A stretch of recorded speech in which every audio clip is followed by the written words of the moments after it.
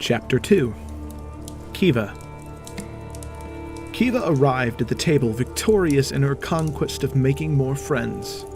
She walked away with a flowy bounce in her step that made her long, wavy white hair almost float like a cloud around her shoulders. She knew Franzi would never stand a chance against her, but it was fun to watch him try. She sat back down at the table, fixing her hair to cover her ears out of habit, and smiled to her two new friends. As soon as Franzi sat down next to her, she began to talk. So, Franzi and I have decided that because the two of you seem like really cool people and fun people, we want you to join our duo and make it a group. As she finished her proposal, she expected the two of them to be more excited, or to do just like she and Franzi did, and get up and talk by the stairs. They did not do either. They shared a glance, and Malachite responded, "No, I'm sorry, but we're not looking to journey with anyone. We both appreciate your offer, but it would be rude for both of us to impose our problems onto you." Kiva was shocked. She tried to reach for any words that would come to her, but she found none. She stuttered and stammered, still trying to keep the smile on her face. She knew her mouth looked twisted and misshapen with confusion. She saw the way Malachite looked at her. It wasn't a lack of care or rudeness. It was sadness. He really believed their burden was too much for her and Franzi to deal with. She saw him start to speak and then look up at the door as it began to creak open. As soon as the cold wind flooded the immediate dining area, it was clear to see who was coming in. 3 idyllic order soldiers made their way to the bar counter. They wore steel plate armor enameled with blue and gold. White fur cloaks draped their backs. Each soldier had a long sword at their hip and a small metal buckler attached to one of their gauntlets. They paid no mind to any of the patrons around them. The guard in the middle took off his fur-lined, closed-faced helmet and set it on the bar top.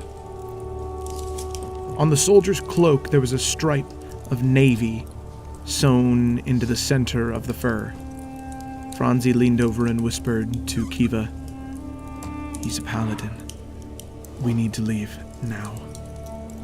Even though he was whispering, Kiva heard the stress in his voice and followed. Kiva pulled up her hood and followed Franzi up the stairs. As they made their way up, they heard the man begin to speak. "We're looking for someone.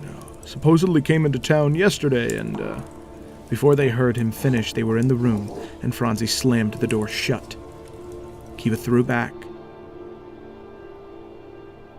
a chair against the door and looked to Franzi with concern. She could see him packing and panicking and wanted to do anything she could to help, but all she had were questions. "How did they get here so fast?" she said. "They're everywhere, and word travels faster than people." Franzi started to gather their things when they heard a knock at the door. Kiva pushed her weight up against the door in order to block it. Franzi froze in place to keep from making any more noise. She saw Franzi slowly set down the bag and begin to create a spark of blue flame in his gauntlet. Kiva grasped a hold of her amulet hanging from her neck and began to say a prayer to the light to keep her friend safe, no matter what happened to her. She looked to Franzi, smiled, and nodded.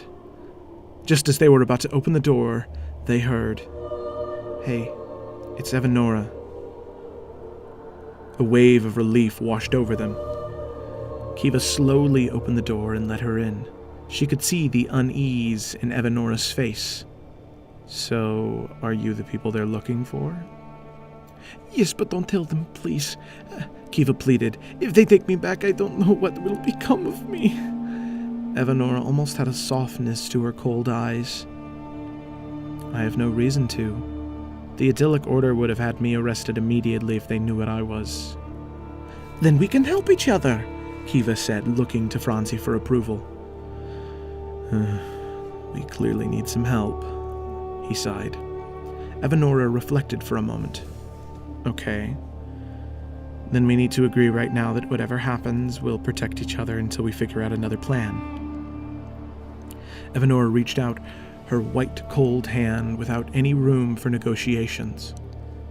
Kiva, overcome with joy, moved past her hand and hugged her. At that moment, the most peculiar thing happened.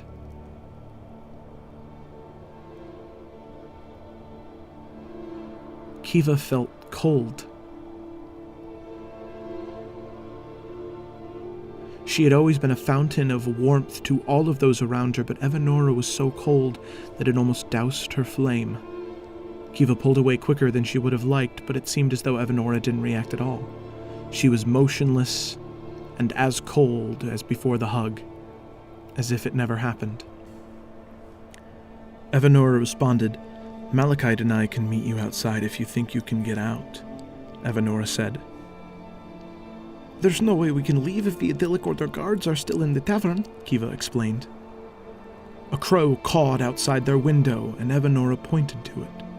"Think you can climb out there?" Franzi pushed open the curtain and looked down at the ground from the second floor. "Well, I might twist an ankle, but I know I can do that jump." "We both can. Where will we meet up with you and Malachite?" Kiva said. Evanora looked out the window, the view looking over the port, which was still heavy with fog that lingered from the morning. "The fog can keep us hidden, and you both shouldn't head into the heart of town, so how about we meet up over by the port and we can either escape out of the city gates or even sneak onto a boat?"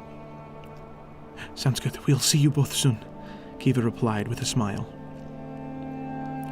Evanora nodded in agreement, then left, closing the door behind her. Franzi opened up the window. As Kiva looked out, she saw how beautiful the city was in the morning.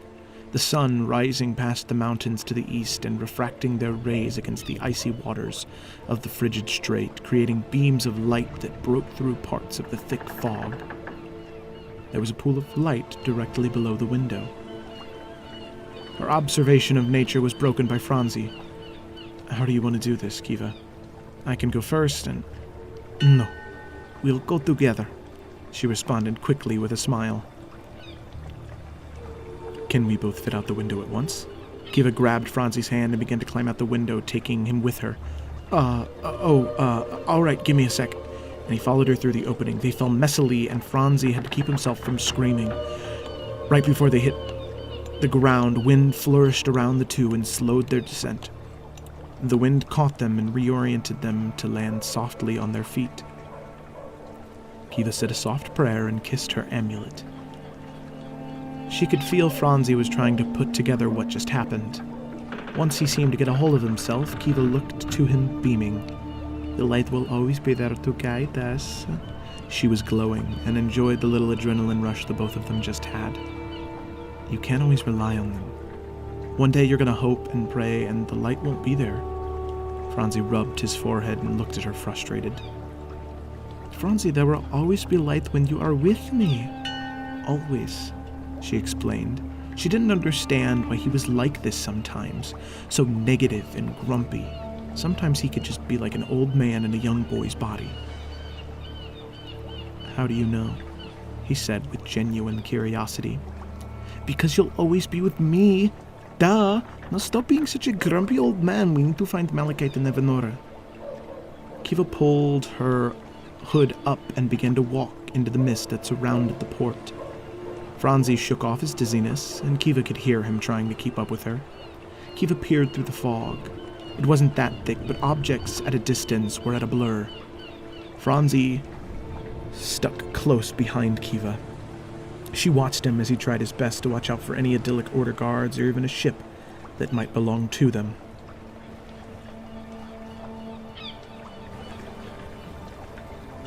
Their footsteps still crunched the snow under their footfalls, but both of them tried to be as light-footed as possible. As they got closer to the dock, ships became more and more clear. When Kiva would travel with her family, they would occasionally go to port cities.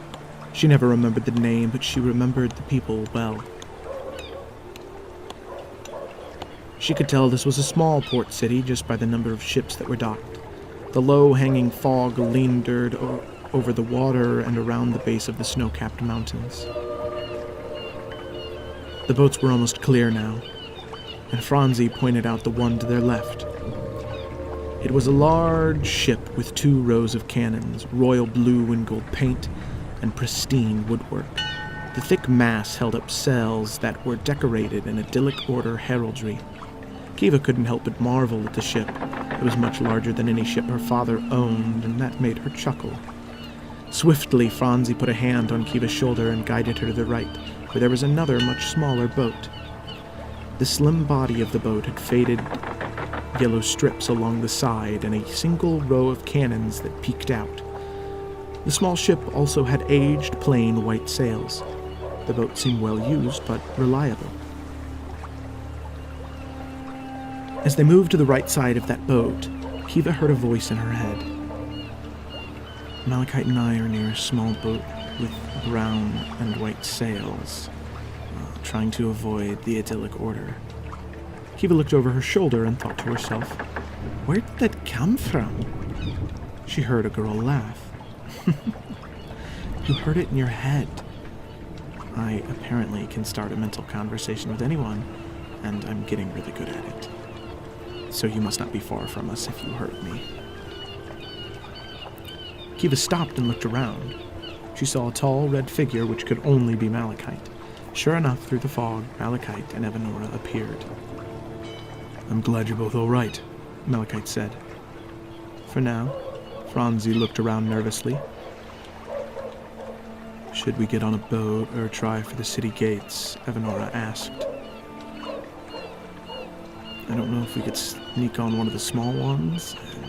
The idyllic order ship would definitely be a death wish, Franzi insisted.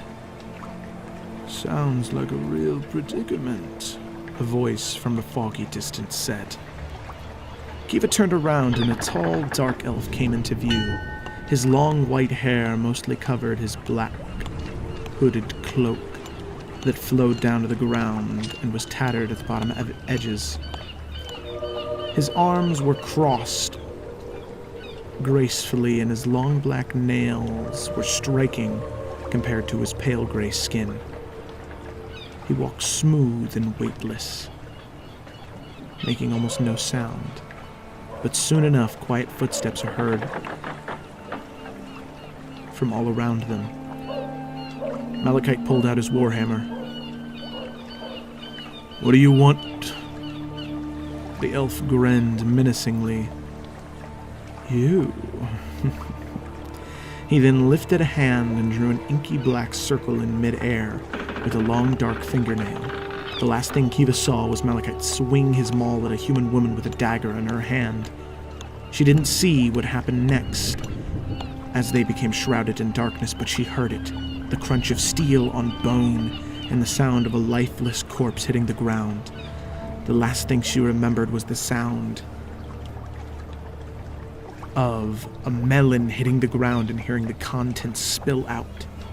She prayed for the light to bring her safety, but all she received was darkness. Chapter 3. Kukulny. Kukulny's voice rang out on the bow of the ship. Oh, there once was a maid so fair with hairs as white as snow. She danced and pranced as the winds did blow. He paused. Wait, no, was it grow? Flow? It does not matter. No one listens to poor Kukulny's songs anyway. His voice faded into the night as he contemplated silently now. As he stood, he felt the ship rock beneath him. He couldn't help but admire the wind around him, the way it buffeted the sails like its own song. He wished that he could capture the noise of the seagulls, the whipping of the winds, the crash of the waves of the hull, and the yells for help? No, he thought to himself. That one is not very pleasant. Kukulny looked to his puppet, King Smodia, on his right hand. The felt hand puppet was cut from navy and purple and had a painted-on smile. Although no one else ever saw it, sometimes King Smodia would frown at Kukulny. Sometimes he might even speak. Kukulny looked at the puppet and asked him aloud, "Do you know what the lyric is, Your Majesty?" Kukulny received no response. "Some use you are. Can't even remember the simple lyric." "Ow!" Kukulny yelped. He could feel a sharp pain on his right-hand pointer finger, as if a needle poked him. He stared into the king's painted-on eyes that were no more than small black dots, wondering how that happened and hoping that it couldn't get any worse than that. As he stared at the puppet, he scratched his head, working around the curled black goat horn that his fiend-kin bloodline gifted him with. More like a curse, he thought. A voice responded. No, a gift. Kukulny was used to arguing with his own mind, but the argument with himself was interrupted by Captain Natha. "Jester, I need you to go below deck and try and calm down the agitated guest." "Of course, Captain. Kukulny will see to it that they are relaxed and is laughing as soon as my skills allow it. So, how does next week work for you?" Kukulny could hear the hi-hat in his head, and some of the other voices that called home there thought the joke was fairly funny. Not his best work, but definitely deserving more than what he received from Natha. An unmoving, constantly frowning face that matched the typical menacing look that his dark elf blood gave him. Natha repeated himself. "Just go below deck and get them to stop yelling. The crew can't sleep. They have no value to us. Broken, or better yet, dead." Captain Natha did not wait for another one of Kukulny's someday world-famous jokes, but instead turned and headed across the ship back to his quarters. Kukulny began to slowly make his way across the deck that led to the lower levels of the ship. He saw Mikken in the crow's nest. He looked and smiled and waved at Mikken, but Mikken didn't wave back, didn't smile. He just ignored that Kukulny even existed. Eventually, he solemnly made his way to the stairs and descended to the crew quarters. He saw about 16 different people currently sleeping, or trying to. He knew all of their names. He would bet every coin he has ever had that no one knew his name. They only called him Jester, Jester, Jester. He knew Delmaza, with the squint, Ellie, who had 5 golden teeth, and her sister Ella, who had 9. He knew Abraham, who only whispered, Alice, who would chew algae-covered wood. There was also Wallace, who led the sea shanties, Myra, who banged on the mast during the songs, and Antony, who would hit all the high notes. There was Coatl, who ran the powder, Jack, who loaded the cannons, and Lyrica, who lit the fuse. Alf, who would drink the venom, Brianna, who made the poisons, and Sage, who sold the vials. And who could forget Solomon and Desiree? Solomon with his tools and Desiree with her dagger. Kukulny paused. He didn't see her in the cabin. He wondered if she might have stayed in Wexany. Then a small wash of sadness hit Kukulny when he remembered one of the people in the brig killed her. Captain Natha told the crew there wasn't enough time to grab her before they left. For the first few nights, they sung songs in her honor, they joked and laughed, but no one talked to Kukulny. He was left alone with King Smodia. Kukulny didn't know his heart could feel any more empty until now. He swallowed his feelings and descended down the steps as calmly as he could. Down in the brig, only one dim oil lamp gave light to the dark and damp cells. The yells for help stopped once Kukulny's footsteps reached the bottom step. Behind the grates of old cages, an odd group of people were watching Kukulny approach. Each person was in their own cell, gave a small wave to them. After a second, a young boy with curly red hair gave Kukulny a small wave back. Kukulny came to ask you if you wouldn't mind being a bit more quiet. Most of us are trying to sleep, and you all should probably sleep too, no? He stepped towards them as he spoke. The group looked a little confused when he approached them. "Are you Kukulny?" the woman with flowing cloud-like hair asked. Oh, yes, what is your name? The woman with cloud-like hair and pale blue skin that almost sparkled like gold spoke again. I'm Kiva, and these are my friends. She pointed at each person when she introduced them. Franzi, Malachite, and Evanora. As Kiva said Evanora's name, Kukulni could feel the pull on his right hand and in his mind towards the ghostly girl in the back cell. Kukulni thought. The voices chuckled as Kukulni looked the girl up and down. She seemed completely out of it, gazing off, unable to focus on anything. Kukulni pointed at her. Is she okay? No, we're dehydrated and it's really affecting her. Malachite reached through the grate from his cell and took her hand. Kukulni noticed that their water bowls were still full. Then why don't you drink? Franzi picked up his bowl. It's salt water. He poured it out on the floor.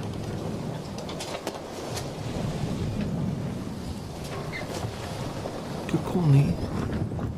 For the first time in a very long time, someone besides himself in King Smodia addressed Kukulni by his name. He turned to Kiva, who was looking at him desperately with golden eyes like fire. Can you please bring us fresh water? She said my name. She sees me. Not just the motley garb and the colors, but me. Kukulni's heart felt warm. As his thoughts passed, a burning sensation crept along the back of his brain. Keep them alive. Even King Smodia wanted them around more. Kukulni genuinely wanted to help them. Okay, but you all must be quiet. A wave of relief looked to wash over all of them. You won't hear a peep from us, Franzi said. Kukulni rushed back upstairs to the storeroom. While humming a tune, he got a piece of wood and placed metal mugs on it. In a flashy maneuver, he grabbed the makeshift wood tray and spun it under the spit of fresh water, filling the old rusty mugs. Jester! Kukulni froze in anger as soon as he heard that word. The long hands of Natha crept onto Kukulni's shoulders. Before he could turn around, nice job getting the guest to behave. I'm impressed. Kukulni could feel the catch about to come. No compliment came without a command to follow. I'm putting you in charge of them from now on. Your false friendliness should keep them subdued until we get to Castle Whetstone. Natha grabbed one of the water cups and took a sip. And then Castle Whetstone we will... His voice trailed off. Sell them. The chain will take the big one and the little one for lots of money, and the two clerics have a bounty on their head. We really hit the gold mine with these four. Martha put the mug back on the tray. Oh, don't give them the good water too often. Just enough to keep your trust, Jester. Natha flicked Kukulni's horn before leaving as quietly as he entered. Kukulni descended down the stairs as disheartened as he did the first time. He entered the brig with the cups of fresh water. Kiva lit up as Kukulni approached the cell. He handed her a cup. Thank you, Kukulni. She snatched the mug and drank like it was life or death. Yes, Kukulni, you have no idea how grateful we are for you. Franzi gave a genuine smile as he was handed the cup. Kukulni stopped for a moment. You speak to Kukulni like a friend. Kiva wiped her mouth after a giant gulp of water. You're being friendly to us. I kind of feel like we're friends. Kukulni felt the same warmth from before entering his chest as she spoke. He gave the last mug of water to Malachite and Evanora as he contemplated. Friends. Friends that see Kukulni for Kukulni. Kukulni can't let his friends be sold away. So Kukulni must help his friends.